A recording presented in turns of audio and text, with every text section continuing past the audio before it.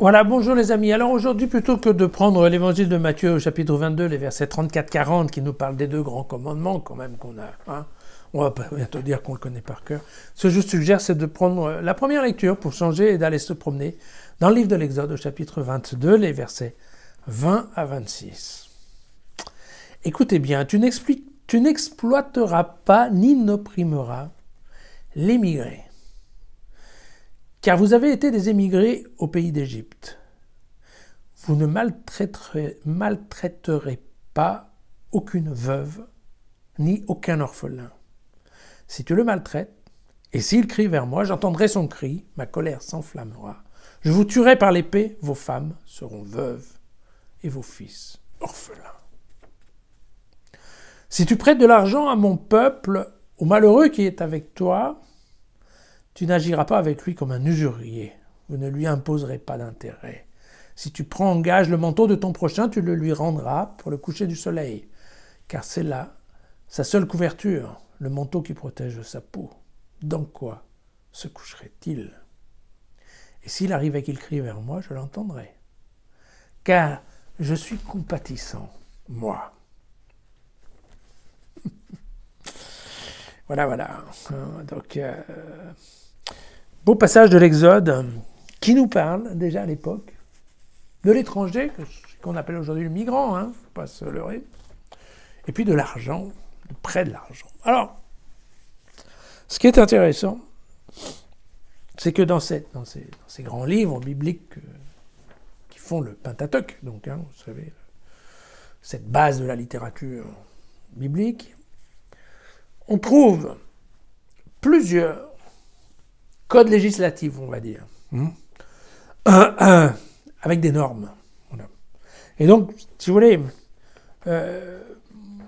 globalement, ce sont des codes qui traitent des mêmes sujets, mais qui sont dans des livres différents et qui éventuellement peuvent donner des aspects très différents.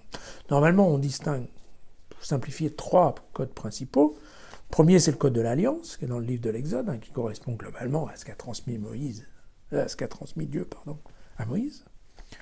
Nous avons le code de la sainteté qui est dans le livre du Lévitique. Vous vous souvenez, le livre de la Lévitique est un manuel judiciaire qui est fait à l'intention des Lévites, et donc ce qu'on appelle après les scribes et les pharisiens, je dirais, globalement, c'est-à-dire quelles sont les règles à appliquer dans la communauté juive. Et puis il y a un troisième code qu'on trouve, qu'on appelle le code deutéronomique, parce qu'il se trouve dans le livre du Deutéronome. Et donc, ce qui est intéressant dans l'étude de ces livres-là, c'est de voir qu'il y a une évolution qui se fait au cours du temps, au cours des livres. Alors si on prend le sujet de l'étranger, par exemple, j'aime bien le sujet de l'étranger parce que vous voyez, il y a très peu de temps, le pape François a dit une messe à Marseille et a fait un certain nombre d'interventions dans lesquelles je pense qu'il a parlé assez largement de l'étranger. Eh bien, concernant l'étranger, on trouve nombreux passages dans l'Ancien Testament, parce qu'en général,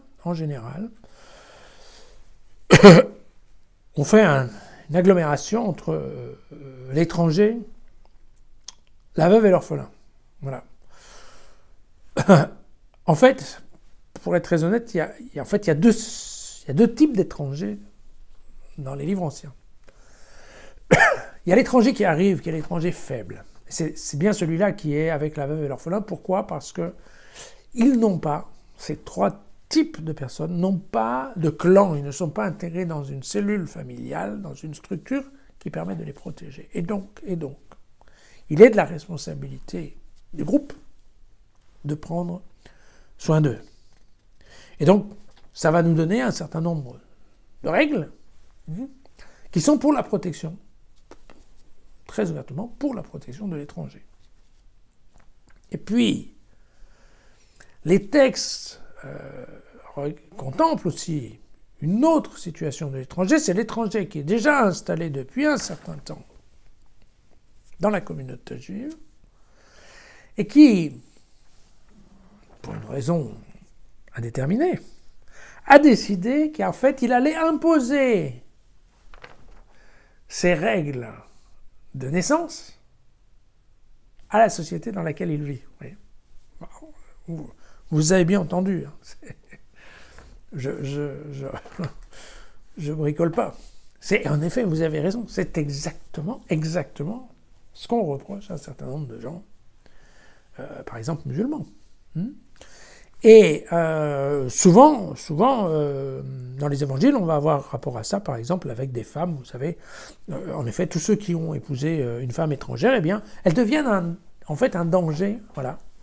Parce qu'il y a un moment ou un autre, on a peur qu'elles se mettent à revenir, principalement, au culte des idoles qu'elles avaient auparavant, avant d'être mariées, d'accord ? Et donc, il y a vraiment cette connexion. Et là, évidemment, on va avoir un certain nombre de règles qui vont au contraire faire en sorte de mettre l'étranger de côté, de bien veiller à ce qu'il ne fasse pas partie des gens qui prennent des décisions, d'accord, pour ne pas mettre en risque et la structure, la stabilité d'un système juif, en fait, basé sur l'Ancien Testament. Voilà. Et donc, vous voyez, il faut faire attention parce que dans chacun des livres, on trouve à la fois des commandements qui vont pour protéger, d'autres commandements qui vont pour mettre de côté. Voilà. Le Nouveau Testament, en général, il parle très peu de l'étranger. Pourquoi ? Tout simplement parce que Jésus, ainsi que les évangélistes, vivaient sous l'occupation romaine et que typiquement la loi civile, c'était la loi de Rome. Et donc très clairement, là aussi on aura une ou deux fois un ou deux commentaires comme ça dans lesquels Jésus ne cherche pas à rentrer dans ces considérations-là en disant mais non, tout ce qui est l'organisation de la société, ça je suis désolé, ça n'a pas à voir avec moi. Nous on s'occupe de Dieu, puis il y a César qui s'occupe de lui et des règles qu'il doit mettre en place. Dans sa communauté, vous vous souvenez, on a déjà vu que globalement, même les premières communautés chrétiennes étaient assez pacifiques relativement au pouvoir en place. Voilà. Vous savez, on a vu ça par rapport à l'impôt, vous vous souvenez, où globalement on disait, bah oui, non, si, d'accord, ok, ouais, il faut payer un impôt parce que c'est quand même l'impôt qui permet de faire un certain nombre de choses profitables à la communauté, à la collectivité. Voilà. Concernant l'autre partie qui est le prêt, bon ben voilà, ouais, là je vais vous donner un exemple. Vous voyez, dans le livre de l'Exode, dans les chapitres 22 et 24, on parle du prêt d'argent et on dit que le prêt d'argent doit être sans intérêt, surtout si c'est un étranger qui habite en fait au milieu de nous. D'accord ? Donc, encore une fois, une manière de le protéger, c'est-à-dire que globalement, si on ne fait pas d'intérêt à nos frères juifs, il n'y a aucune justification pour que aussi un étranger qui vit avec nous et qui suit nos règles soit atteint de payer en fait un intérêt. Voilà, l'usure. Après, dans le Deutéronome, au chapitre 23, dans les versets 20 et 21, là on parle de toutes sortes de prêts. Et là, il y a un commentaire assez large en fait, sur tous les prêts qu'on peut faire, à qui, pourquoi, comment. Voilà. Et puis, quand on passe dans le Lévitique, du chapitre 25, là les versets 35 et 36, on parle de l'aide obligatoire, y compris concernant le logement. Là, vous voyez que par rapport à ces questions d'argent, là aussi, en fonction de ce qui se passait à l'époque, eh bien, la loi pouvait changer pour s'appliquer en fait à ces situations, normalement plutôt des situations temporelles. Voilà. Et donc c'est ce qui est intéressant. Vous voyez, la littérature biblique, elle est très riche. On a l'impression beaucoup qu'il y a toujours plein de lois, mais elles ne vont pas toutes forcément dans le même sens. Voilà, la littérature biblique, elle est riche, mais elle n'est pas très homogène.